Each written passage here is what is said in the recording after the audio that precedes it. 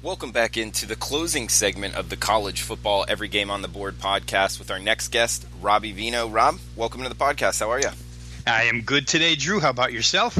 I am good, man. We're closing this College Football Every Game on the Board podcast out. And Robbie, you've had a good year, especially with the top plays, 24-13, 65% year to date. And we're doing a special coupon code with Robbie. It's Veno half. That's VENOHALF at checkout for half off of any of Rob Veno's all access packages. That's 3, 7, 30-day, 90-day, whatever. Half off, Veno half at checkout. We're going 185 all the way to the end of the card on the college football betting board. So start off 185, 186, Iowa at Penn State here, Robbie. Looks like 52 the total, with the Nittany Lions laying 6.5 at home. Yeah, and we picked a pretty good time to start with this section of the board, Drew, because this number is bouncing back and forth amongst offshores right now.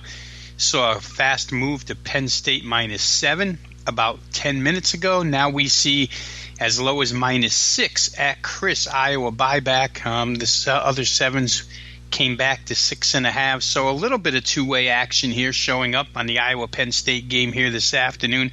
I think first and foremost, rain. Not necessarily rain during the game. It is going to rain during the game. It'll be somewhat softened, but there's going to be heavy rains at State College all throughout the night and into the day.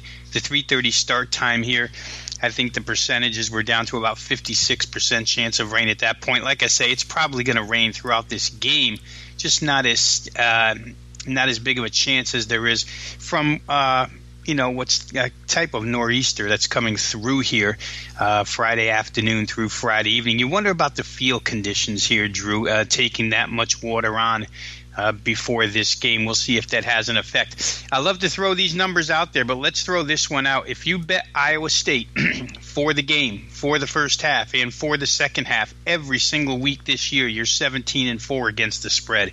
Iowa is 6-1 ATS game-wise. Full game-wise, they're 6-1 in first halves this year against the spread. They're 5-2 in second halves. They've been a definite bankroll builder all season long. They haven't faced an offense real close to what Penn State's going to bring here, though. Penn State's so balanced, 240 on the ground, 240 through the air. And as good as Iowa State's run defense is, and it's really good, Penn State ran for 205 on Michigan State's second-ranked run defense last week. So Penn State's got the arsenal to do some damage against an Iowa team that hasn't faced an accomplished offense like this both ways all season long. They also haven't faced a dual-threat quarterback of this magnitude all season long. So it'll be an interesting test for the Iowa D. But there's troubles for Penn State, too. Obviously, they haven't been good as of late. Their last three opponents, Ohio State, Michigan State, and Indiana, have all lit them up through the air, 294, 295, and 330. And Nate Stanley's been real good, Drew. Surprise for Iowa to many people. The way he's played quarterback, especially throwing the football, it brings an added dimension that they just haven't had in a lot of years at Iowa.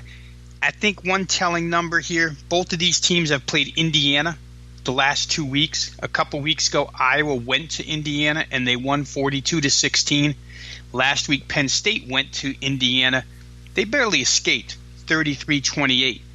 Iowa held that team to 330 yards. Penn State gave Indiana 554 total yards. So it's kind of a back-and-forth matchup here. For me, I would prefer taking the points, Drew. If you can grab these 6.5s, and in fact, as I talk to you and analyze this game, we see the number bouncing down now to Penn State -6. So certainly a surplus of Iowa money coming in here this afternoon. It's the way I would lean if you can find the 6.5s, and there are multiple ones still available, and you like the Iowa side, go ahead and play it now. If you're looking to bet Penn State, it looks like this number's coming down, so you might be able to wait a little bit. Yeah, it was at 7, 6.5, and you're right. Bookmakers at 6 now. Jazz is at 6 as well. The others at 6.5. So this one catching a lot of movement in the marketplace right now. Staying in the Big Ten, Robbie, 187, 188. Purdue at Michigan State, 49.5 the total, with Sparty laying 1.5 in East Lansing. I promise I'll only do this a couple more times here, Drew, but this is even better point spread wise than what I just gave you for Iowa. If you have bet Purdue the last 5 weeks blindly, bet them against the spread for the game, bet them against the spread first half, bet them against the spread second half, you're 14-0 with one push, 100% winners. You just mechanically cash tickets with this team. 5-0 their last 5 games against the points, 4-0 in a push in the first half, 5-0 second half.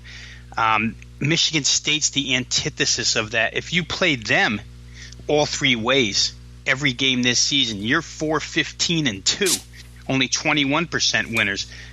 So it's certainly a difference in against the spread numbers, a huge difference in against the spread numbers between these two teams this season.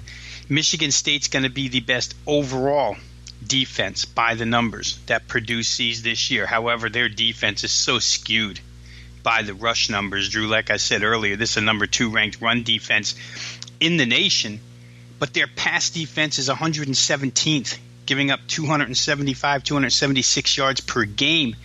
And you have David Blau, Rondale Moore and company coming in here to attack that defense. Just not good. The fundamental matchup, Purdue offense, what they do best, against Michigan State defense, what they do worst, just does not work for the Spartans in this particular contest. Purdue, however, pass defense even worse, 127th in the nation. They haven't stopped many people. They played some really potent offenses, but still, their air defense hasn't been good. So what comes into question here, Drew, is the status of number 1 quarterback for Michigan State, Brian Lewerke. Now, he's listed on their depth chart for this week's game as the number 1 quarterback for this contest. However, we've seen a question mark next to his name all week long because of the shoulder injury that he played through against Michigan last week. And just reading a few more articles, it looks like the beat writers and guys that are inside Michigan State football, they really think it might be redshirt freshman Rocky Lombardi to quarterback this game for Michigan State. So keep an eye on the starting quarterback for MSU here. Lombardi, for those who don't know, he's quarterbacked 2 drives all season long. First one was a 3-play drive against Central Michigan. They lost 14 yards on those 3 plays. And the second one was the last drive of the game last week against Michigan, where, Michigan State winds up gaining 48 yards on his drive, but 44 were from penalties. Michigan committed 4 penalties in a row for 44 yards. Lombardi only, with him at the helm, they only gained 4 yards on that drive against a very tough Michigan defense. So we'll see here. There are some thoughts out there that maybe Michigan State will try and open up their offense. We'll see how this goes. Certainly they do pass the ball well with Lewerke, though, so this could be, if Lewerke goes, this could be a little bit of a shootout between David Blau, Brian Lewerke, and if they let Lombardi loose, maybe it turns out the same way. Total here is low. I see as low as 49.5 out there, and I'm sure that's due to the Brian Lewerke injury situation. So if you want to be a little proactive and think you're going to see 2 pass defenses get lit up, maybe over is a good way to go there. Robbie, let's head to Conference USA. We got 189-190 FIU, the Golden Panthers at Western Kentucky. 3.5 FIU's laying on the road, 54 the total. Yeah, let's talk about James Morgan a little bit here, Drew, because James Morgan, the the Bowling Green transfer, has been real good. I didn't realize he's number 7 in the nation in quarterback rating right now, 168.2. His last 3 weeks have been phenomenal, and Florida International's picking up a little steam here as far as Conference USA standings are concerned. Butch Davis has his team right in the thick of things. They have to go to Hilltopper Country this week, lay 3.5 on the road.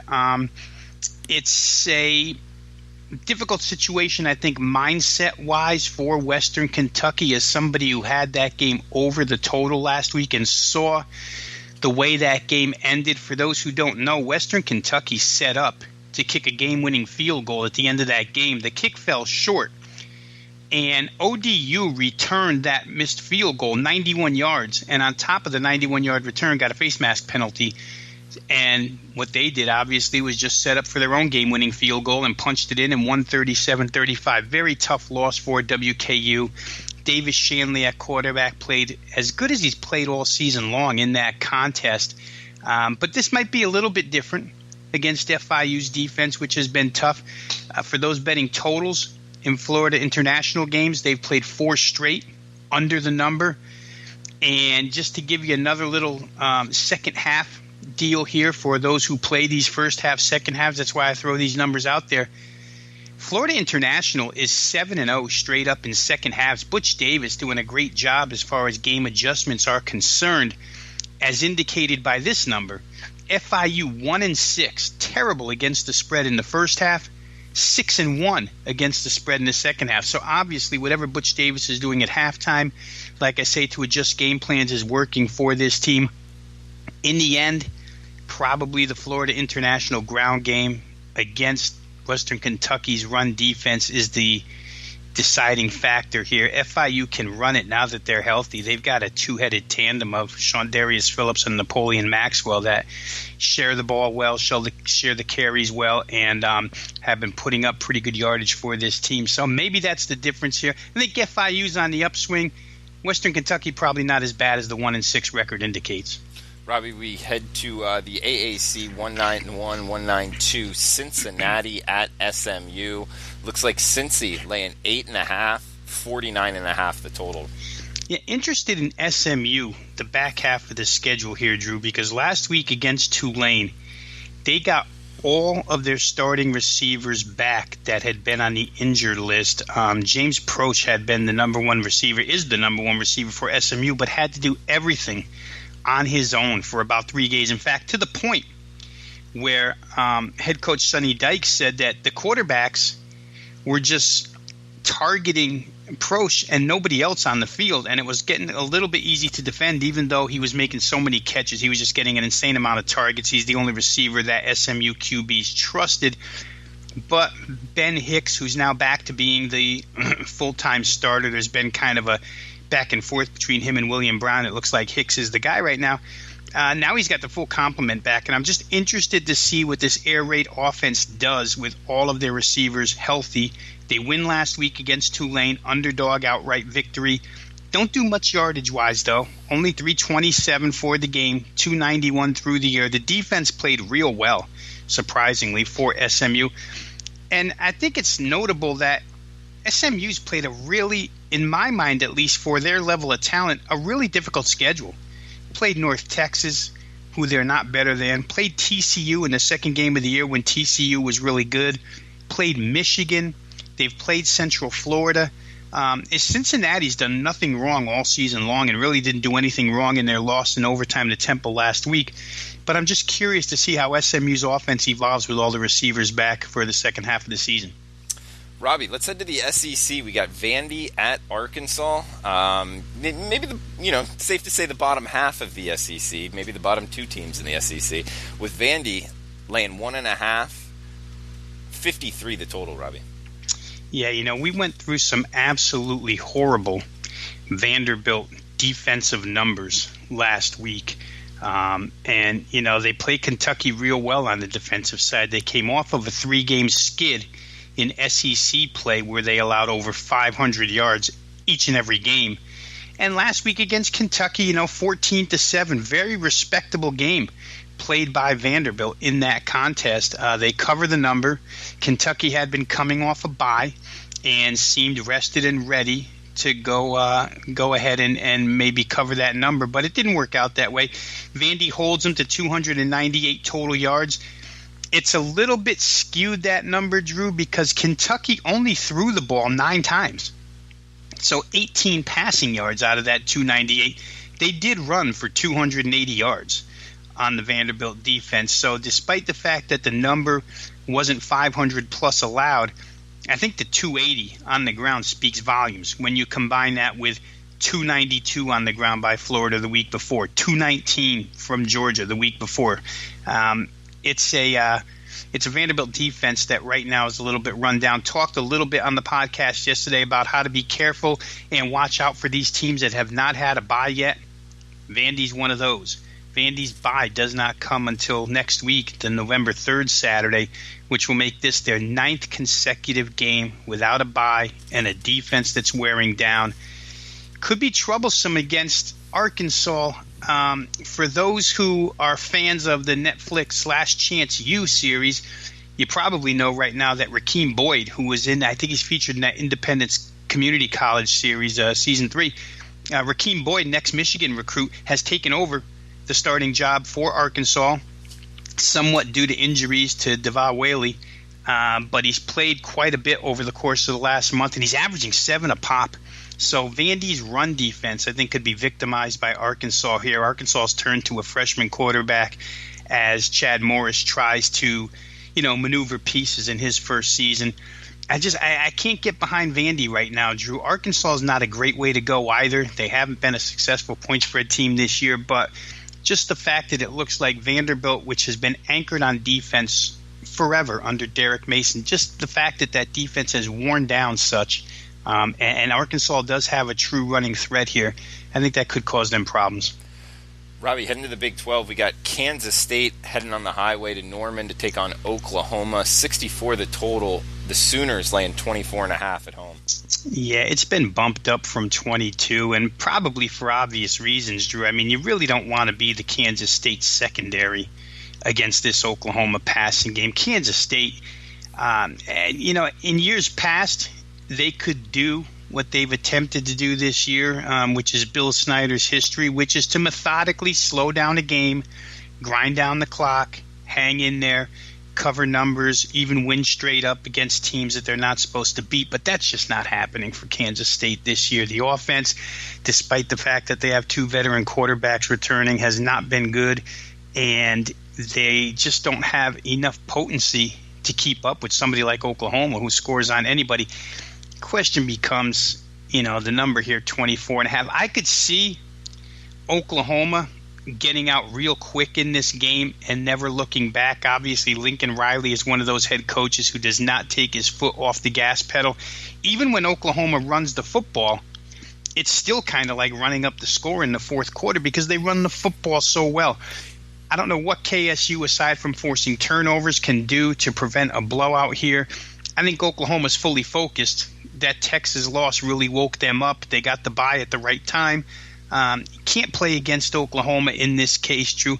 You looked at the total because any game featuring Oklahoma, you go in with the idea that they can get the 40 on anybody. Can KSU get you the rest of the points?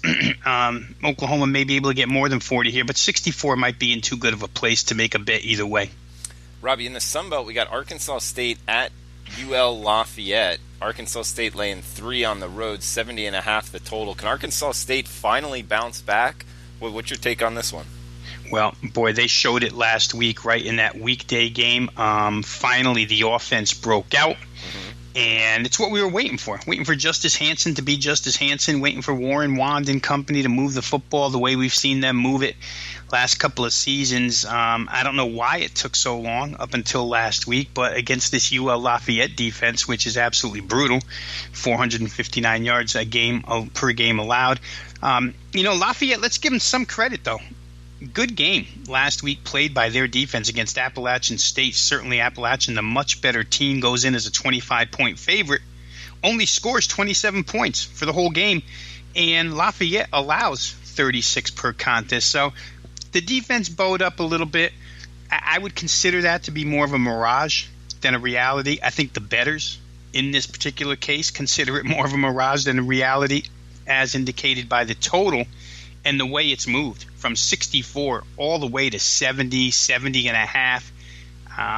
Folks looking more for those UL Lafayette shootouts here because their offense is so good. Trey Regis at running back and the way they run the football. I don't know if I can get there over 70 and a half, Drew, though. Arkansas State, to me, has played good enough defense to at least deserve some credit where that number is concerned. I don't know that Lafayette, which has to get started, their offense has to have a running game in order to become balanced. And if Arkansas State can stiffen up at the line of scrimmage, they know it as well as anybody. We might see a lot of 8 in the box against Regis and company here. I just don't know that this line hasn't been pushed too far. Now, that being said, off of what I saw last week, it might not be that far-fetched to figure Arkansas State for 48, 49 in this game, and then Lafayette just has to come in and clean up the rest, which they can certainly do.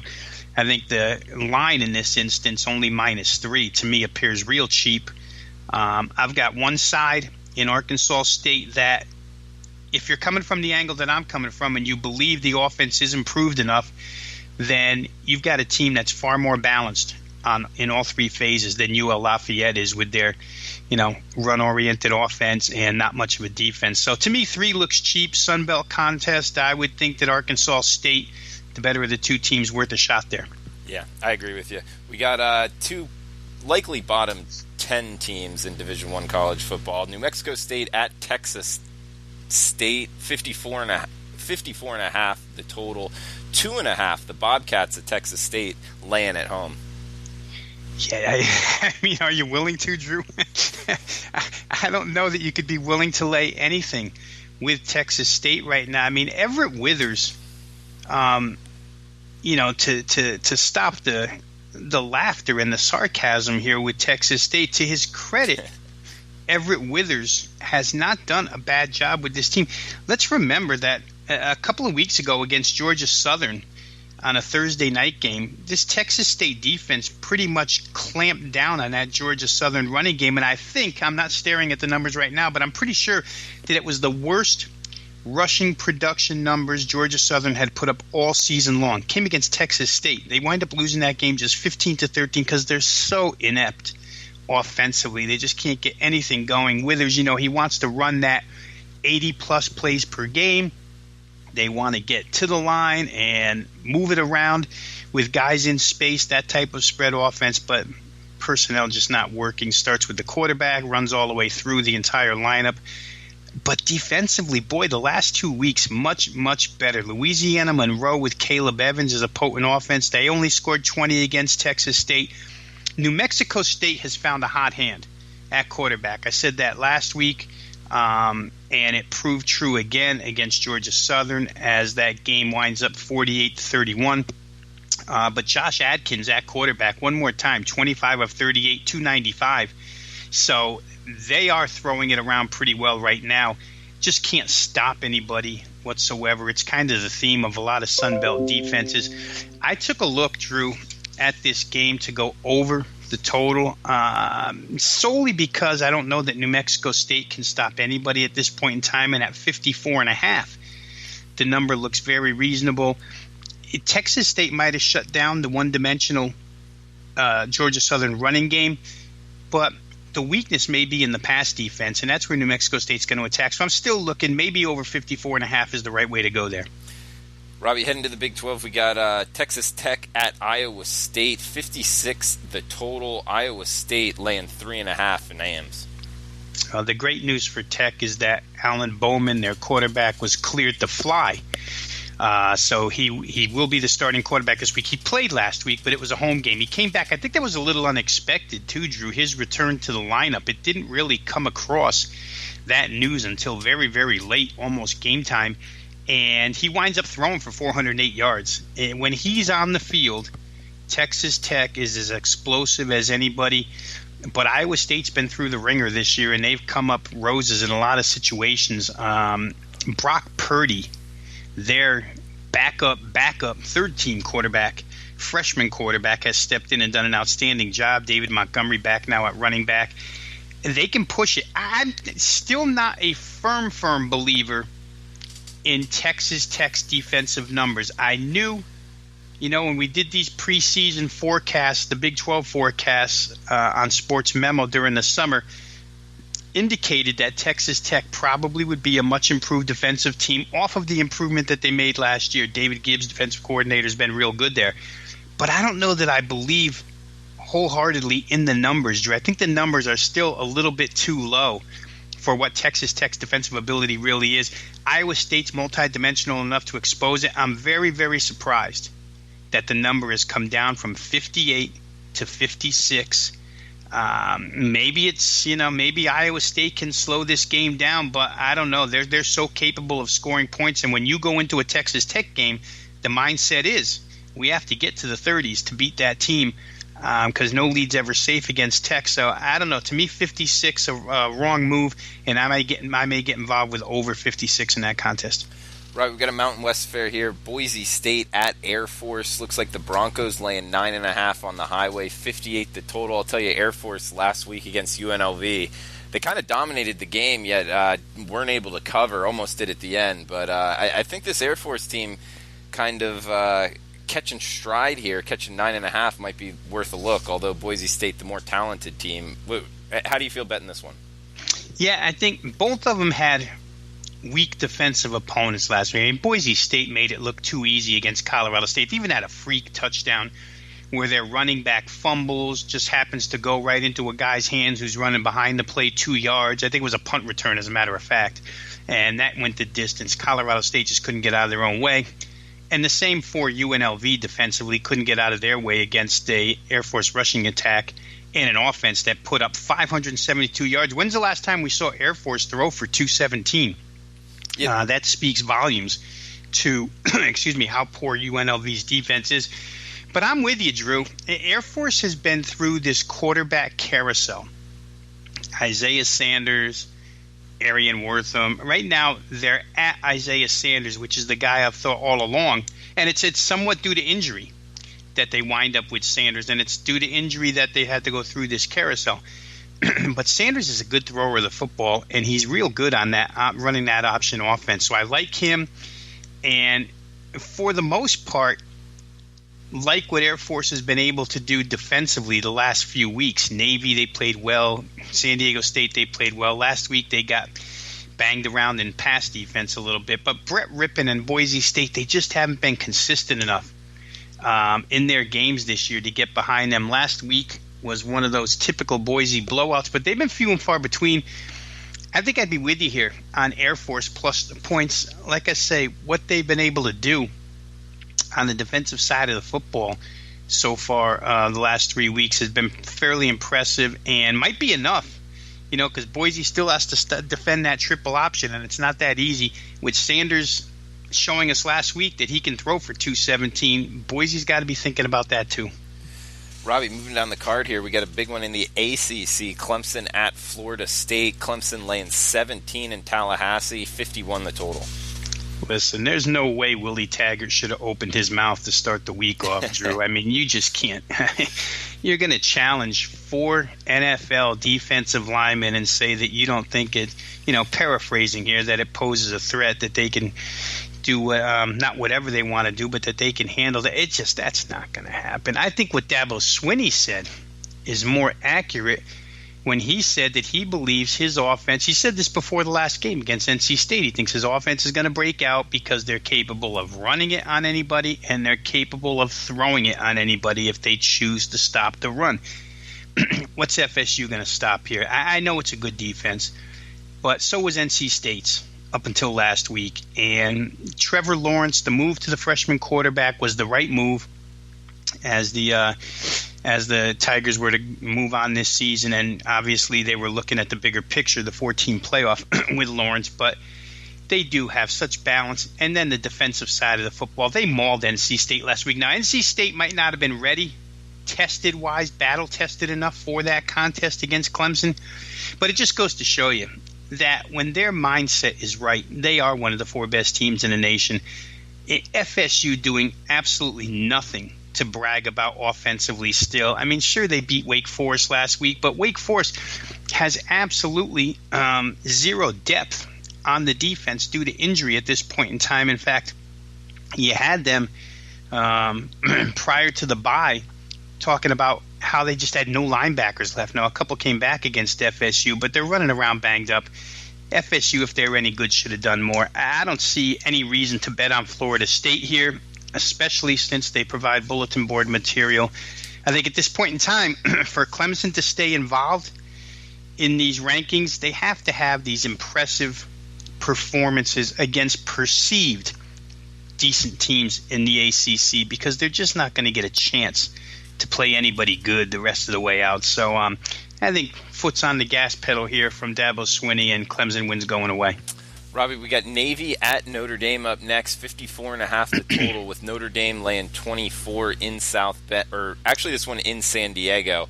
And I hate laying big points to any military academy, but Notre Dame, extra time. I just feel like they're going to do whatever they want to this Navy defense. The only way I could look here is to lay, you can find it 23.5, but that's how I would bet it. How do you feel?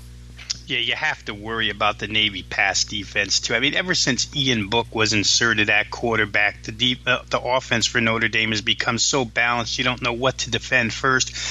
And the fact is that Notre Dame doesn't lose a lot in the quarterback run game with Ian Book there. Obviously, he's not as good of a runner as Wimbush was, but he's still more than capable of gaining the yardage from the quarterback position that they need out of their option when they have designed quarterback run plays called. So they're clicking on all cylinders right now. I think Navy's pass defense will have a heck of a time keeping up with the Notre Dame receivers here. Question for Notre Dame, of course, and Brian Kelly has said that he likes this defense as much as any defense he's had at Notre Dame. They've suffered through a lot of injuries during his tenure. They had a couple of defensive back injuries this year, but they've played pretty well. But defending the triple option is still a problem. It looks like Malcolm Perry is going to go at quarterback for Navy, which is significant. They need Malcolm Perry at quarterback. He's a big play threat in the running game. They'll score a couple, Drew, but I'm with you. Notre Dame could probably write their own score in this game, and any team coming off of a bye, as long as there's no rust, especially Notre Dame, seeing how this playoff 4-team format is shaping up, they need an impressive win. I'm a little bit surprised the total's as low as it is. I feel like Notre Dame can get to 45, and when you're talking about over 54.5, you need 10 out of Navy. I don't think that's too much to ask. Robbie, we got a Pac-12 matchup here, cross-division. Oregon at Arizona. This one 65 the total, with the Ducks laying 9.5 on the highway. Yeah, Khalil Tate maybe not. Otherwise, you get Rich Rod's son at quarterback. Arizona's a mess, Drew, and it's understandable, I guess, because the program wasn't wasn't up to Arizona standards when he walked in. I mean, what Rich Rodriguez had left behind wasn't the ingredients for a successful season for Arizona. So in comes Sumlin and his different style of offense, and certain things have gone wrong for them. They just don't have the manpower right now. Oregon, to me, I know that people who argue the other side of this game and want to play Arizona will say they'll go to the situational argument, which is Oregon off of the loss at Pullman last week, which was a huge game in the North Division of the Pac-12, and maybe Oregon doesn't get up off the mat, but I'm just not gonna. I don't believe that. I think Oregon will get up off the mat here. I think Justin Herbert and this offense. You talk about offenses that could probably name the score. I think this offense against the Arizona defense can do whatever they want. One bad injury situation for Oregon heading into last week's game was when they lost their true freshman starting left tackle. Imagine that, true freshman walking in and starting at left tackle for Oregon, and he had played so well. They lost him prior to the Washington State game. Might have taken a week to get adjusted into a new left tackle here. Certainly it's not the best place to go up to the Palouse and have to play an important game. But I think they bounce back strong here, Drew. The number's held at 9.5. I think I'll probably be on Oregon in some way, shape, or form. Robbie, last game here, we got Hawaii, Fresno State. Hawaii traveling to the mainland. 60 the total, 24.5 Fresno State laying at home. Certainly capable is Hawaii through the passing game, but they haven't been the same since maybe the first 4 games of the season. Cole McDonald got hurt in between there for one contest where we saw Chevin Cordero come in, the true freshman for Hawaii. I think he beat Wyoming that night in a low-scoring game. But their offense just hasn't been quite the same. They lose last week to Nevada, only scored 22 points at home. And Nevada obviously has improved on the defensive side, but still there were some drop balls in that game, Drew, that you just didn't see to start the season out of John Ursua and company. That wide receiving core is so good. Like I say, they're capable, kind of like the mid-'70s boxer Ernie Shavers, who could knock you out with any punch, but usually didn't win fights, or at least big fights. The knockout punch could be there, but Fresno State's defense has been so good. You look close at them; they've allowed 12.5 points per game this year under Jeff Tedford. Only 88 points allowed in 7 games all season long. And they handled the New Mexico offense last week with Sharon Jones at quarterback that had been playing really well on the offensive side. So I just think Fresno is head and shoulders above probably the rest of this league, to tell you the truth. I think they're better than Boise. I think they're better than San Diego State. As long as they get decent quarterback play out of McMarion, they're usually going to win ball games. So I don't want to play Hawaii here. The total's going up a little bit, which is kind of intriguing too, because I think Hawaii's pass offense, especially in pass protection, could be in a little bit of trouble this week. One thing to note for Fresno State, how about they've only allowed 5 quarterback sacks all season long? The chances of Hawaii getting to the Fresno quarterback are 0 to none this week. Robbie, we got that's it for the Every Game on the Board podcast. But guys, want to remind you of the coupon code Veno half. That's half off of any all access package with Rob Veno. Robbie, anything you want to throw out before we shut this down? You know what? We'll be back tomorrow, Drew. We'll do some NFL, but as always, long college football weekend starts tonight. We just want to wish all the listeners here good luck on their weekend bets, and hopefully we're, adding some form of logic or helpful ticket cashing and knowledge to their already process. Absolutely. Good job breaking this down, and we do have a bunch of games on the podcast for Thursday and Friday night if you're listening to this and looking for some action on those games. So it's just earlier in the segments as far as the college football Every Game on the Board podcast goes. But like Robbie said, we'll be back tomorrow with the NFL version of Every Game on the Board podcast.